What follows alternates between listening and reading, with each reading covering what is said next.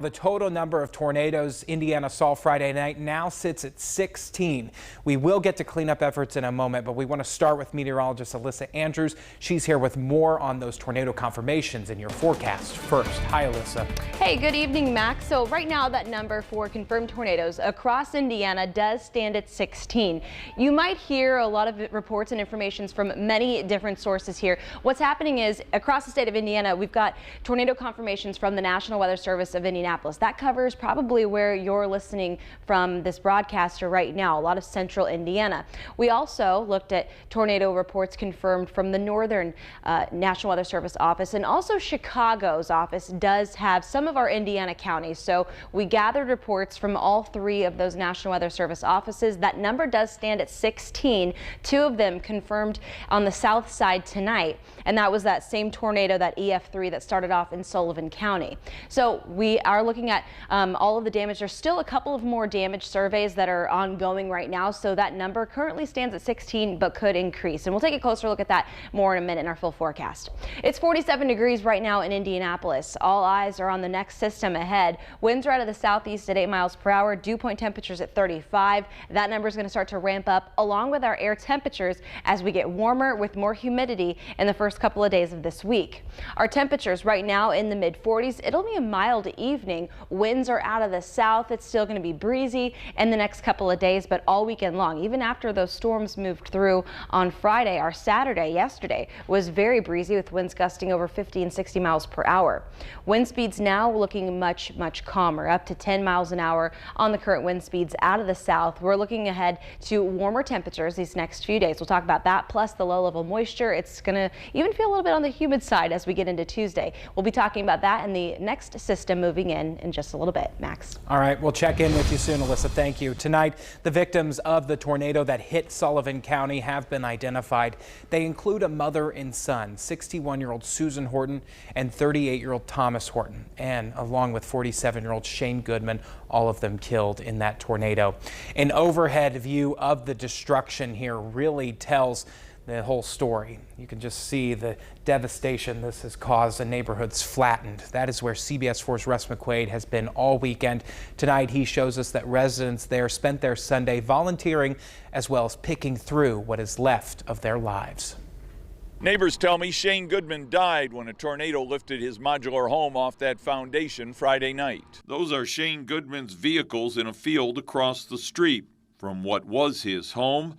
Nobody knows where the house went. I know they were just important to a lot of people in this community, and it's very difficult. You know, it's very difficult, even if you didn't know somebody very close, when you know they were part of your community and you knew they were friends and family to other ones, it makes it just all more difficult. Also killed were a mother and adult son, Susan and Thomas Horton. On Sullivan's south side, a Huey helicopter that survived the Vietnam War era couldn't stand up to the tornado that exploded the VFW hall where it was perched just down the street. At Court and Illinois streets, you can't turn around and not see damage. Made even more apparent by the view from up above as 8 square blocks south of the city park were leveled. David Mason found his parents' wedding photo in the house where he opened a back window to look out as the tornado approached. And all of a sudden, air started rushing in. I closed it and told my dog, let's go, Hoot. And about that time, my room just exploded. It threw me across the room. Luckily, I landed right by the doorway, and I just crawled out. My dog was right behind me. A Southside food pantry where hungry people would go in times of need is a wreck. Replaced by the Sullivan Civic Center, packed with more donated clothes and relief supplies that Mayor Clint Lamb says his city will ever need and doesn't have the space to store. So many people are giving and they're wanting to bring in, and I don't want to sound unappreciative, but my gosh, we have truckloads and truckloads that have already come in, truckloads that are continuing to come in. The mayor says if you choose to help, consider donating to the Sullivan Community Foundation, which will dole out cash to those who have lost everything. Mayor Lamb was on the phone to FEMA and the White House today seeking disaster assistance. He does not yet have a dollar figure on the financial losses to his city. In Sullivan, Russ McQuaid, CBS 4 News. Russ, thank you. During an update this evening, the mayor of Sullivan said FEMA had completed its assessment of these damages today. Now officials say they plan to begin volunteer recovery efforts tomorrow morning.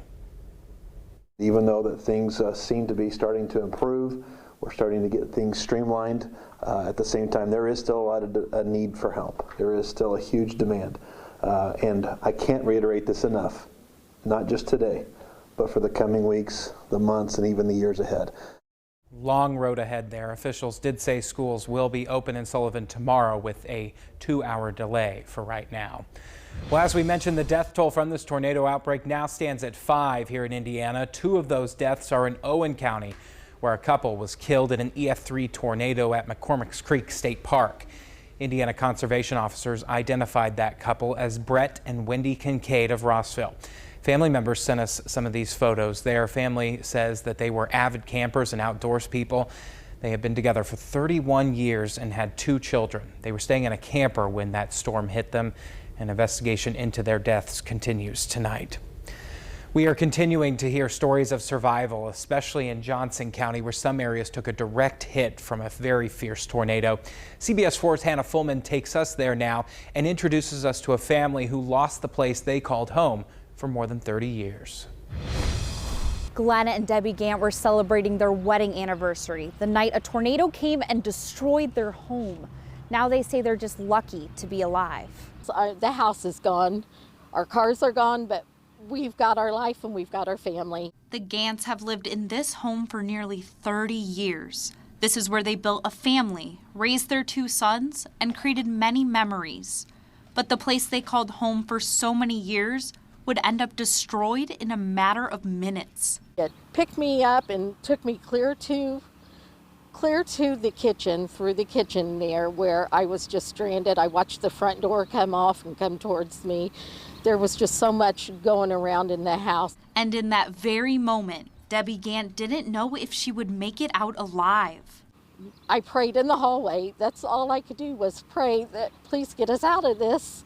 And God did. He brought us through it. Debbie and her family walked away with no injuries. Her son says it's truly a miracle. I'm so thankful. I mean, they're just strong people, awesome people, and it was a scary night for sure. The Gantz family home was just one of dozens destroyed during Friday's tornado. The National Weather Service has now declared it as an EF2 tornado with peak wind gusts of 135 miles per hour. A devastating storm like this one has reminded the Gants what is truly important in life: family. I love them. I love them so much. And God, it's still just so emotional thinking about what the outcome could have been and honestly should have been. As the Gants work together to pick up and save the final memories from their home, they're looking forward to a hopeful future. But it's been wonderful how the town has come together for the people that need them. And we will always be there for the town of Whitelands. Cleanup efforts are underway right now, and the Gants say they hope they can start rebuilding soon. All right, Hannah, thank you. Well, because of that extensive damage in Whiteland, Clark Pleasant schools will be closed tomorrow. Some of the buildings still have power issues. Utility poles are down and some roads are blocked. The district says they will reassess the situation on Monday to see if they will need to cancel school beyond that. School in Martinsville will also not be in session tomorrow. Students and staff will instead participate in a community service day, helping with cleanup efforts there. Some of that cleanup got underway today. Various neighborhoods, as you see, saw damage there in what the National Weather Service has confirmed as an EF2 tornado. The city's downtown is already looking much better than it did in previous days. Thankfully, there were no injuries there from this storm. As we mentioned at the top of the show, multiple new tornadoes were confirmed today by the National Weather Service. That includes in White County, where an EF2 and EF0 tornado hit. According to White County officials, there are a great deal of trees uprooted and quite a bit of damage to power lines. There is also a confirmed EF1 tornado that touched down in Cass County. Officials there say they have seen a lot of downed power lines and have been working to clear roads across that area. As we mentioned, this storm system we saw has been a once-in-a-decade outbreak. The last time that Indiana saw devastation like this from tornadoes was back in March of 2012 when an EF4 tornado touched down in Henryville near the Indiana-Kentucky border. It traveled for nearly 50 miles and killed 11 people. That storm spawned 13 confirmed tornadoes in all in the state between March 2nd and March 3rd of that year. Now, there is a lot of information that we just gave you there. We have more coverage online of the cleanup efforts, plus ways that you can help out following this very deadly storm outbreak. Head over to our website to find all of that right now, CBS4Indy.com.